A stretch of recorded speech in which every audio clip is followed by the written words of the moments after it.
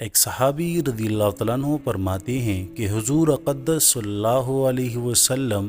ایک مرتبہ سفر عضوہ سے واپس تشریف لائے۔ آپ نے مسجد میں جا کر 2 رکعت نماز پڑھی اور آپ کو یہ بات پسند تھی کہ سفر سے واپسی پر پہلے مسجد میں جائے اور اسی میں 2 رکعت نماز پڑھے، پھر حضرت فاطمہ کے گھر جائے اور اس کے بعد اپنی ازواج مطہرات کے گھر میں جائے۔ چنانچہ ایک سفر سے واپس تشریف لائے اور اپنی ازواج مطہرات کے گھروں سے پہلے حضرت فاطمہ الزہرا رضی اللہ تعالی عنہا کے گھر تشریف لے گئے، تو حضرت فاطمہ رضی اللہ تعالی عنہا نے اپنے گھر کے دروازے پر آپ کا استقبال کیا اور آپ کے چہرے انور اور آنکھوں کا بوسہ لینے لگی اور رونے لگی، تو حضور نے استفسار فرمایا، کیوں روتے ہو؟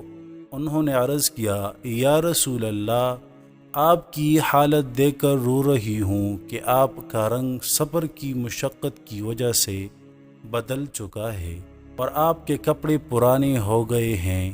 یہ سن کر آپ صلی اللہ علیہ وسلم نے فرمایا، اے فاطمہ، مت رو، اللہ نے تمہارے باپ کو ایسا دین دے کر بھیجا ہے جس کو اللہ روئی زمین کے ہر پکی گھر میں اور ہر کچی گھر میں اور ہر ادنا خیمہ میں ضرور داخل کریں گے۔ جو اسلام میں داخل ہوں گے وہ عزت پائیں گے اور جو داخل نہیں ہوں گے وہ ذلیل ہوں گے، اور دنیا کے جتنے حصے میں رات پہنچتی ہے اتنے حصے میں یہ دین بھی پہنچے گا، یعنی ساری دنیا میں پہنچ کر رہے گا۔